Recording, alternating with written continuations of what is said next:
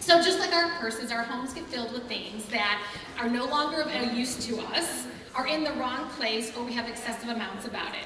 So it stresses us out, and at the same time we're really overwhelmed. Where do you even begin? All right, so participation time. What is clutter? Tell me.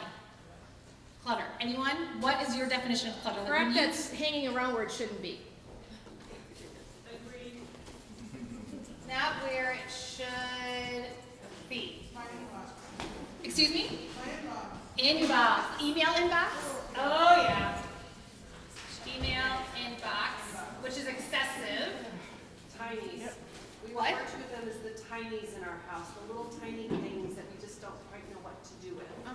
Tinies. I like that. Tiny. I might have to adopt that. What? Piles. Piles. All right, anyone else? Yes. Clutter is the thing that takes over your personality and turns you into somebody that's not fully present. Okay, too long for me to write, but I like it. Thank you. I like it. I like it a lot. So I'm going to tell you what the official Webster definition of clutter is. Collection of things lying about in an untidy mass. Okay, now I'm going to tell you what I think clutter is, or one of my favorite definitions of it.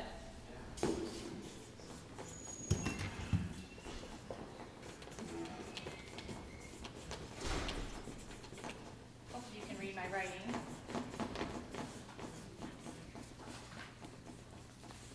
You guys, can you see what that says? Tell me. I don't know what to do with it. I don't know what to do with it. I don't have a place for it. I don't know where it belongs. I can't make this decision right now. I have too much else going on in my mind, so I'm not going to make a decision right now, and I'm just going to leave it right where it is. And then that happens time and time and time again, and then it builds up, and it builds up, and it builds up. And that's where we get our clutter from. So have any of you heard of the book? There's a book out there called The Happiness Project. Have any of you heard of it? Love it. So for those of you who haven't heard about it, it's a woman, her name is Gretchen Rubin. She lives in Manhattan with her daughter, 2 daughters and a husband. And she decides to take on this year project of trying to figure out, is she happy? Could she be any happier? And every month she's going to tackle a different aspect of her life and evaluate it and see, where she's at with it. So I was thrilled that when I read the book, the first thing that she dealt with was clutter. The first month, in January, that was the first thing she dealt with. So here are a couple of quotes from her book that just really struck me. In a sign that people are finding their possessions truly unmanageable, the number of storage units nationwide practically doubled in the last decade. Think about that. We're having to get storage units for our clutter, for our stuff, because we can't decide what to do with it. And then how many of you can relate to this one? One study suggested that eliminating clutter would cut down the amount of housework in the average home by 40%. Could you imagine having 40% more of time and space in your home because you cut down on the clutter? I'm going to give this back to you, otherwise I'm going to keep playing with it. So in addition to knowing what clutter is, which I think is important for you to know what it is, I think it's also helpful to know the different types of clutter so that when you're in your house and you start looking around, you can start identifying it. So I'm going to tell you about the different types of clutter, which is on your handout, and then give you some tips on what we can do with it. So there's nostalgic clutter, conservation clutter, bargain clutter, freebie clutter, aspiration clutter, outgrown clutter, and visual clutter. So nostalgia clutter. We're going to start with this one. It's actually one of the hardest for people because emotions are very tied into it. And this type of clutter usually comes from gifts.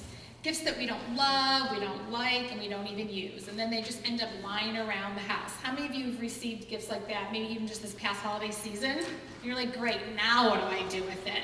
And you feel so guilty because, it's this wedding present that, Aunt Mary gave you at your wedding 15 years ago, and she lives in Virginia, and what happens? What if she comes to visit you one day in Seattle, and she walks into your house, and she's gonna go looking for that ugly vase? What are you gonna do? Come on, people, let's be realistic. If Aunt Mary actually gets on the plane from Virginia and comes all the way out here to Seattle to visit you, you really think that's what she's gonna do? I don't think so. If you don't like it, get rid of it. And if you really feel like so guilty that you can't do it, pack it up. It doesn't have to be in your immediate space of in your home. You can also re-gift things. Just because you don't like it or don't have use for it, it doesn't mean it's a bad item. It just means that it's not right for you. But something that I don't like and I can't use may be perfect for Kathy. So why have it taken up space in my life when it can be benefiting Kathy and hers? And then the other type of clutter that comes from this is our history and our past. It's really interesting. I was just in Florida for the last 5 days, spending time with my mother, and we were going through, we stayed up till 2 in the morning, going through like all this stuff from her past, her scrapbooks from when she was a little girl, letters that her and my father wrote to each other while they dated because they lived apart. I mean, it was so wonderful. It was such a rich experience. And then my mom said to me, she goes, okay, Sarah, now what do I do with all this stuff? And it was great because then we talked about it. Okay, some of the stuff from your childhood, it doesn't mean anything to me and my siblings. We don't even know who these people were. So go ahead, if you're done with it, get rid of it. But those letters between you and Dad, those are, after I told her, I'm like, I will fight my siblings for those. Those are mine because that allowed me to, witness a part of my parents' life. So you have to sit there and think about it. What are the things that I want to hold on to? And if it's something that's like an object, take a picture of it. And then you have that as your memory. The next one is conservation clutter. This is clutter that we hang on to because it's useful, but just not to us. So here's the one that I think a lot of you can relate to, vases. And I'm talking about those vases that come from the florist. You know, the ones that came from when you were sick or when you had kids. And all of a sudden you open up the cabinet and you have 15 of them. Really? You need 15 vases? I don't think so. Pick out 1 or 2 just so that you always have a vase around the house because I'm sure somebody's going to bring you flowers. And then you can get rid of the rest. The other one that happens a lot is the boxes from electronics and small appliances. People tend to hang on to those. So my recommendation is when you get something new, whether it's an appliance or a computer or your latest, smartphone, mark the date on the box of when you got it. And then, hopefully every year you can be taking a look where all your boxes are. Hopefully you're storing them all in the same place.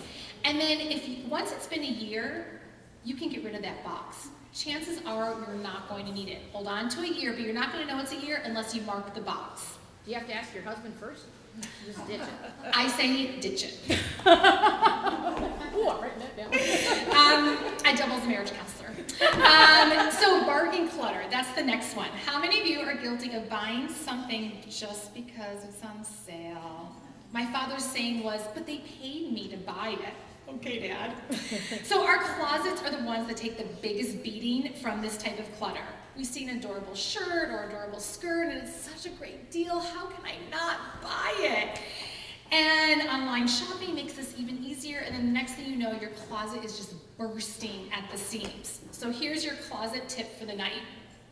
I like to do this by the season. I really feel that it makes sense that in the winter, fall and winter, we have our fall and winter clothes. Spring and summer, we have our spring and summer clothes. So whether you do it by the season or you do it once a year, start off with everything that's hanging in your closet. Take the hangers and have them hang backwards. Okay, so normally it goes like this. You want it to go like this. Then when you wear something, hang it back the correct way. At the end of the season or the end of the year, anything that's hanging backwards, you didn't wear it, bye-bye, it's out of there. I also like to keep a bag in the bottom of my closet so that as you're getting dressed, the other day I put on this brown fleece of mine. It's been like my most favorite fleece for the last couple of years. And honestly, I have no idea what happened, but I put it on the other day and I was like, wait a minute, this feels really short. And I don't know if I shrunk it or did I grow or I don't know. And also I'm like, I don't like this anymore. I took it off and I immediately put it in the bag that I keep in my closet. I happen to participate in a clothing swap, which I'm going to this Saturday, and it's going to the swap. The decision was made. Remember, decisions postponed. That decision was made right then and there. I took it off. I don't want it. I don't need it. It goes in the bag. I don't have to think about it again. It's out of there. And then for your folded clothes, start with them all folded inside out, and then as you wear them, you fold them and put them back the correct way. So the next one is freebie clutter. I like to think of this as the cousin to bargain clutter, because it's even worse because it's free. So of course you can't say no. So how many of you have that friend or that neighbor or that relative that's always giving you free stuff? And who turns down something free? Literally, I had just gotten home from the airport and my next door neighbor came over. She has a daughter the same age as my twin boys.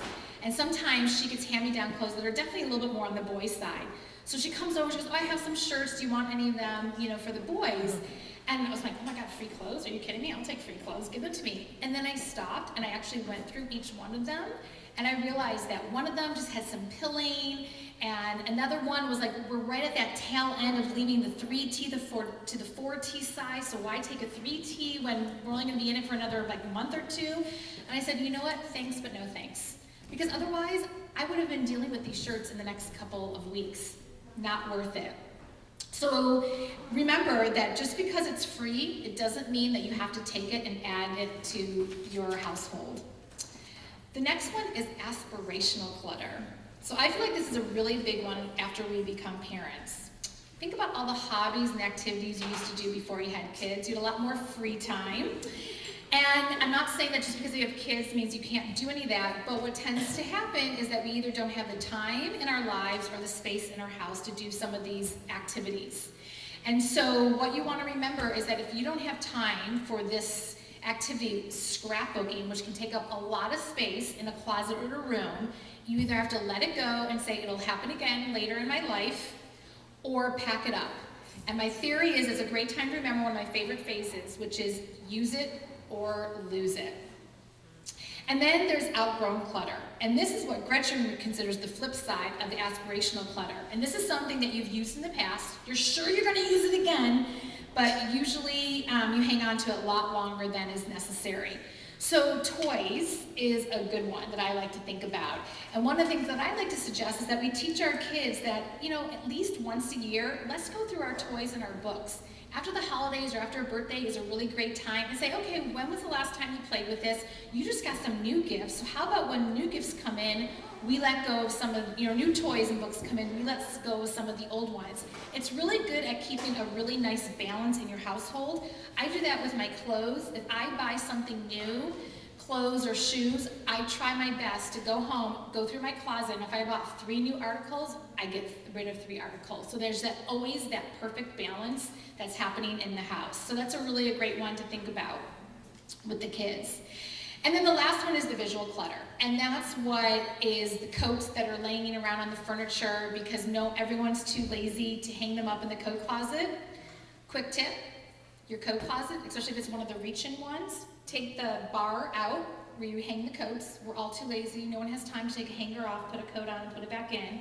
Take the bar out, and then you have 3 walls. You have 2 short ones and a long one, and just put hooks everywhere. I do an upper row for the adults. I do a lower one if you have younger kids. And then all you're asking people to do is open up the closet door and find a hook and put it on there. And I promise you, you will get much better results of people actually hanging up their coats that way than asking them to put it up on a hanger. And then the last one is that pile of denial that's on your kitchen counter, the one I'm talking about. Try creating a command central. Usually it needs to be in your kitchen. Think about going vertical in your space instead of horizontal. Can you free up a kitchen cabinet somewhere so that the mail, the family calendar, your charging station, so your cell phones are always charged? All of that has a place to go so that it's not all living on the kitchen counter, which is just that constant visual clutter that will just drive you absolutely crazy. So I have 2 great handouts over on the table over there. One is how to organize your junk drawer. I think every house should have a junk drawer. I just want it to be an organized junk drawer. And then I also have a handout on how to create study zones for tweens and teens. And then for more tips on organizing and design, you can find me on Facebook, Nest, Seattle, and you can like me on there. And then I just want to leave you with one last quote from the Happiness Project, and this came from Samuel Johnson. No money is better spent than what is laid out for domestic satisfaction.